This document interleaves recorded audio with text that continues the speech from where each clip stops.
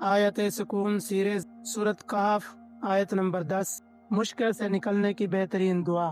بسم اللہ الرحمن الرحیم۔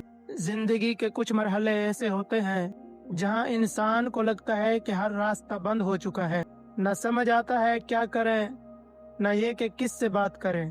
ایسے وقت میں انسان کو صرف ایک چیز کی ضرورت ہوتی ہے، وہ ہے اللہ کی پناہ۔ قرآن ہمیں ایک ایسی دعا سکھاتا ہے جو چند نوجوانوں نے مشکل، ظلم اور خوف کے عالم میں مانگی، اور اللہ نے اسے قیامت تک کے لیے محفوظ کر دیا۔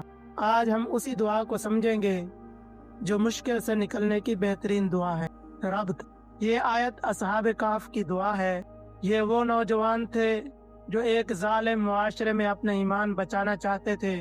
نہ ان کے پاس طاقت تھی، نہ لشکر، نہ وسائل، صرف ایک چیز تھی، وہ تھا اللہ پر مکمل بھروسہ۔ تو آئیے شروع کرتے ہیں، آیت سماعت کیجیے۔ ربنا آتنا من لدنک رحمتا وہیئ لنا من امرنا رشدا۔ اے ہمارے رب، ہمیں اپنی خاص رحمت عطا فرما اور ہمارے معاملے میں ہمارے لیے درست راستہ آسان فرما دے۔ تفسیر ابن کثیر کے اندر لکھا ہے، یہ دعا اس بات کی دلیل ہے کہ مشکل حالات میں سب سے پہلی چیز اللہ کی رحمت مانگنا ہے، کیونکہ جب رحمت آ جاتی ہے تو مشکل خود بخود ہلکی ہو جاتی ہے۔ اور تفسیر طبری کے اندر امام طبری رحمۃ اللہ علیہ لکھتے ہیں، لفظ راشد کا مطلب ہے صحیح فیصلہ، درست راستہ اور انجام بخیر۔ یہ دعا صرف مشکل سے نکلنے کی نہیں بلکہ غلط فیصلوں سے بچنے کی بھی ہے۔ اور معارف القرآن کے اندر مفتی شفیع رحمۃ اللہ علیہ لکھتے ہیں، یہ دعا ہمیں سکھاتی ہے کہ صرف مسئلے کا حل مانگنا کافی نہیں، بلکہ ایسا حل مانگو جس میں دین بھی محفوظ رہے۔ یہی اصحاب کہف کا اصل کمال تھا۔ دعا کے 3 بڑے پیغامات۔ اس دعا میں 3 اہم چیزیں ہیں۔ نمبر 1، اللہ کو رب ماننا۔ نمبر 2، رحمت مانگنا۔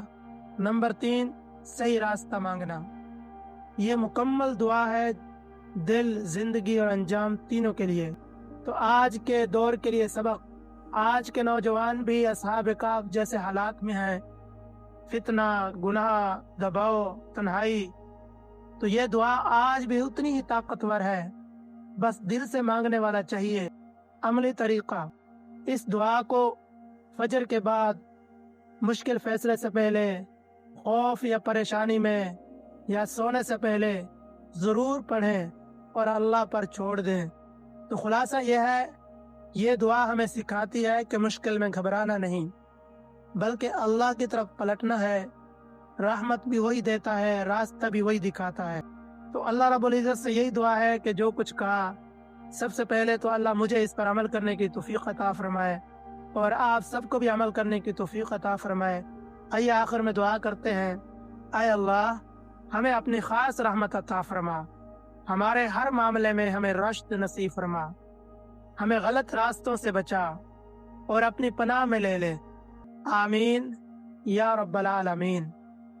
اگر آپ مشکل سے گزر رہے ہیں تو اس دعا کو اپنی زندگی کا حصہ بنا لیں۔ آیات سکون کی اگلی قسط کے لیے ویڈیو کو محفوظ کر لیں اور چینل کو سبسکرائب کریں۔ اللہ آپ کا حامی و ناصر ہو۔